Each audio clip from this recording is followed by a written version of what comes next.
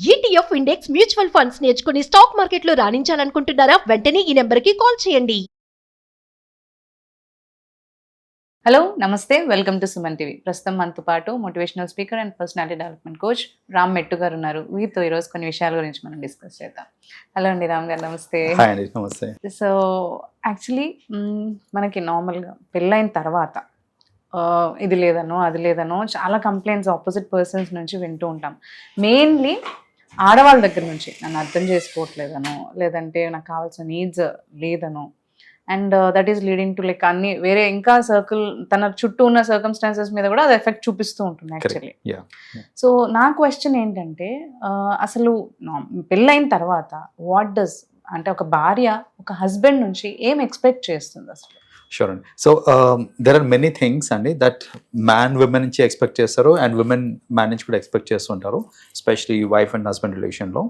So let us focus on what women expects first, because generally ఏంటంటే if you take care of women in the entire family, ఆ family మొత్తం ఏంటంటే like the relationships కానివ్వండి, లేకపోతే the progress in the family, ఇవన్నీ కూడా next లెవెల్లో ఉంటాయి అనమాట. సో విమెన్ కి ప్రైమ్ ఇంపార్టెన్స్ ఇవ్వడం ఇంపార్టెంట్ కాబట్టి let us talk about the expectations of wife. So first of all, most important thing that she expects is care and love andi. That is the very first thing that she expects. So general ga entante అబ్బాయిలకి అది అలవాటు ఉండదు. Like you know right from the చిన్నప్పటి నుంచి చెప్పాలి అని అంటే, నువ్వు తిన్నావా, ఇప్పుడు సపోజ్ వాళ్ళ పేరెంట్స్ ఎక్కడికైనా వెళ్ళారు అనుకోండి, ఊరికి వెళ్ళారు అట్లా ఉన్నా, సో రీచ్ అయ్యావా, లేకపోతే మీరు తిన్నారా, ఇవన్నీ వీళ్ళు ఫోన్ చేసి అడిగేది జనరల్ గా అబ్బాయిలకి తక్కువ ఉంటుంది. కానీ ఇదేమవుతుందంటే పెళ్ళైన తర్వాత సేమ్ థింగ్ ఇప్పుడు వైఫ్ తోటి అయింది అనుకోండి. సపోజ్ వైఫ్ పుట్టింటికి వెళ్ళింది, లేదంటే ఎక్కడికి వెళ్ళింది, ఇప్పుడు హస్బెండ్ ఫోన్ చేసి అడగట్లేదని దిగులు పడతా ఉంటారు తను. లైక్ అంటే ఏంటి, నా మీద కన్సర్న్ లేదా, నా మీద కేర్ లేదా అనేసి. సో మీకు కన్సర్న్ కేర్ ఉండొచ్చు, బట్ అది చూపియాలి అంటే the very first thing that you have to do is you have to put it in to the action. So మనం ఏంటంటే ఫస్ట్ ఆఫ్ ఆల్ వాళ్ళు ఎక్స్పెక్ట్ చేసే ఈ కేర్, లవ్ అండ్ అఫెక్షన్ ఏదైతే ఉందో that should be at the right place. That is the first thing. Second thing that she expects is understanding. So జనరల్గా ఏమవుతుంది అని అంటే, ఈ నన్ను అర్థం చేసుకునే వాళ్ళు కావాలి అనేది విమెన్కి చాలా ఉంటుందండి. And very few women are lucky enough to get husbands who are understanding enough. Exactly. So generally ఏమవుతుంది అని అంటే కైండ్ ఆఫ్ పర్స్పెక్టివ్స్ ఇవి పెట్టేసుకుంటూ ఉంటారు, లేదంటే కొన్ని రోడ్ బ్లాక్స్, మెంటల్ బ్లాక్స్ పెట్టుకుంటారు మెన్. దానివల్ల ఏమవుతుందంటే even if women wants to do something, దాన్ని వాళ్ళు అర్థం చేసుకోలేరు అన్నమాట. ఫర్ ఎగ్జాంపుల్ ఇప్పుడు ఒక విమెన్కి ఆస్పిరేషన్ ఉండొచ్చు, like she wants to be so like you know ఏదైనా డెసిగ్నేషన్ చేయాలి అనేసి, లేకపోతే ఏదైనా కోర్స్ నేర్చుకోవాలి, ఏదైనా ప్రొఫెషన్లో ఎక్సెల్ అవ్వాలనుకుంటున్నాం. సో ఇలాంటి విషెస్ తనకి ఉండొచ్చు. A man should understand this. So ఆ హస్బెండ్ అండర్స్టాండ్ చేసుకొని దానికి కరెక్ట్గా సపోర్ట్ అనేది మ్యాన్ ఇవ్వగలిగితే that wife will be very happy. So అలా కాకుండా నీకెందుకు ఇప్పుడు ఈ టైంలో పెళ్ళైపోయింది కదా, పిల్లల్ని చూసుకోవచ్చు కదా, సో ఇలాంటి మాటలు మాట్లాడడం వల్ల ఏమవుతుంది అని అంటే, she feels that in a way నా బాధ, లేకపోతే నా ఎయిమ్, నా ఆస్పిరేషన్ ఇవన్నీ ఎవరు అర్థం చేసుకోవట్లేదు. మాటలు ఎందుకు వస్తాయి అంటారు అసలు యాక్చువల్లీ? అంటే నిజంగానే అర్థం చేసుకోక, లేకపోతే ఏదో వేరే పనులలో పడి, లేకపోతే అలా వాళ్ళకి లేదండి. బేసిక్ ఏంటంటే ఇలా అర్థం చేసుకోవడం అనేది ఫస్ట్ ఆఫ్ ఆల్ చిన్నప్పటి నుంచి నోబడీ ఈస్ ట్రైన్. సో ఈ ట్రైనింగ్ లేకపోవడం వల్ల జనరలీ ఏంటంటే parents should take active involvement in it. ఇప్పుడు మనం ఏంటంటే నేర్చుకునేది మన తరతరాల ఎల్డర్స్ నుంచి నేర్చుకుంటా ఉంటాం మనము. సో జనరల్గా మనం చూసింది ఏంటంటే, మన ఉన్న సర్కిల్లో ఇప్పుడు suppose my wife says that you know I want to try something really new, నేను ఒక రెస్టారెంట్ బిజినెస్ పెడదాం అనుకుంటున్నాను, what ever it is. Immediately నాకు వచ్చేది ఏంటంటే, ఒక అమ్మాయి నువ్వు హ్యాండిల్ చేయగలుగుతావా ఒక్కదానివే, రైట్? ప్లస్ నా సపోర్ట్ ఉండాల్సి వస్తుందేమో, నా సపోర్ట్ లేకుండా అంటే ఇన్ టర్మ్స్ ఆఫ్ వర్క్ లో నా సపోర్ట్ లేకుండా నువ్వు చేయడం కష్టమేమో, నలుగురు ఏమైనా అంటారేమో. సి రెస్టారెంట్ అంటే it's kind of public forum అది, so you get expose to lot of people. So నలుగురు ఏమైనా అనుకుంటారేమో, ఇవన్నీ ఆలోచించి వద్దులే ఏం చేస్తావు అని ఒక మాట అనేస్తారు, ఎక్స్ప్లెయిన్ చేయరు దట్ యునో నలుగురు యూనో ఇట్స్ పబ్లిక్ ఫోరం, నలుగురు నాలుగు మాటలు అంటారు, లేకపోతే ఇది అనుకుంటారు. ఇవన్నీ ఆలోచించి ఏంటంటే నో అని డైరెక్ట్ గా అప్ ఫ్రంట్ చెప్పేస్తారే తప్ప, డిస్కస్ చేసుకుంటేనే కదా సొల్యూషన్ తెలుస్తుంది.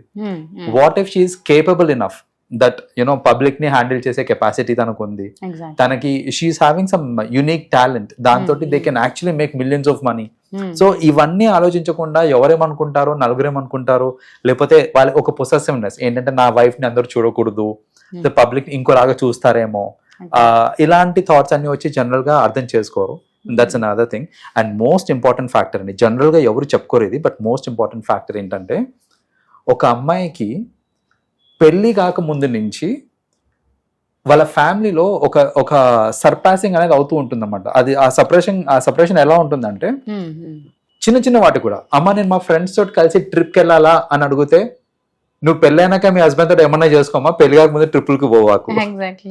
అమ్మ నేను చిన్న టాటూ వేసుకోవాలా ఇక్కడ అని అంటే పెళ్ళైనాక మీ ఆయన ఒప్పుకుంటే వేసుకోమా, నువ్వు ముందే వేసుకోకు అని.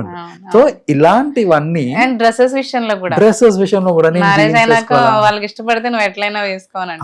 వాళ్ళ ఇష్టం అమ్మా, నువ్వు పెళ్ళైనాక నువ్వు ఏమైనా చేసుకో, పెళ్లి కాకముందు చేయకు అని ఒక కైండ్ ఆఫ్ రిస్ట్రిక్షన్ పెట్టేస్తారు వాళ్ళు.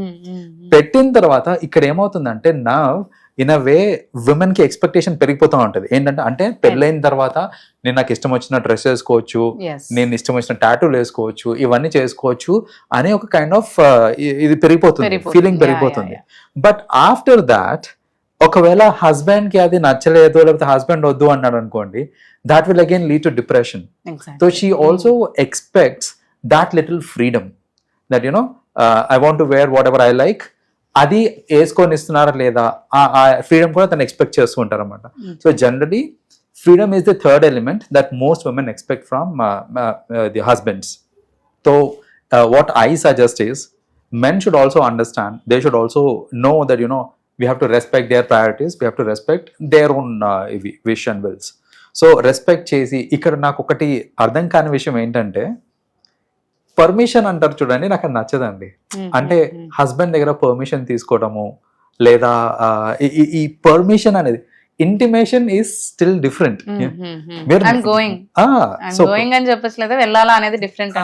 నేను సో పర్పస్ కి వెళ్తున్నాను, మా ఫ్రెండ్స్ తోటి వెళ్తున్నాను, సో ప్లేస్ కి వెళ్తున్నాను, ఈ డేట్ టు ఈ డేట్స్ కన్వీనియంటా, ఇది ఓకే కదా అని అడుగుతాం వేరు, నేను వెళ్ళొచ్చా అని అడగడం వేరు. So somehow this is hard wired in families. ఈ పర్మిషన్ తీసుకోవడం, మా హస్బెండ్ పర్మిషన్ తీసుకొని వస్తాం, మా హస్బెండ్ పర్మిషన్ ఇవ్వలేదు ఇలా అంటుంటారు చూడండి, అది చేంజ్ అవ్వాలండి. So what I also suggest is like husbands have to understand that it's a mutual relationship, both are equal. ఒకరికి ఒకరు పర్మిషన్ తీసుకోవడం కాదు. కొందరు హస్బెండ్స్ కూడా అంటూ ఉంటారు మా వైఫ్ దగ్గర పర్మిషన్ తీసుకొని వస్తాను అనేసి. పర్మిషన్ ఏంటండి, అది ఏదో స్కూల్లో ప్రిన్సిపల్ దగ్గర తీసుకున్నట్టు ఉంటుంది. అలా కాకుండా ఏదన్నా సరే డిస్కస్ చేసుకొని ఒకళ్ళ ఇష్టాలని ఒకళ్ళు రెస్పెక్ట్ చేసుకొని మ్యూచువల్ డిసిషన్స్ తీసుకుంటే రిలేషన్షిప్స్ హ్యాపీగా ఉంటాయి. So these are the 3 major factors అండి that mostly wife expects from love, understanding and that little bit of freedom to do what she likes. Yeah. Thank you so much for sharing. Yeah, thanks Andy. Yeah.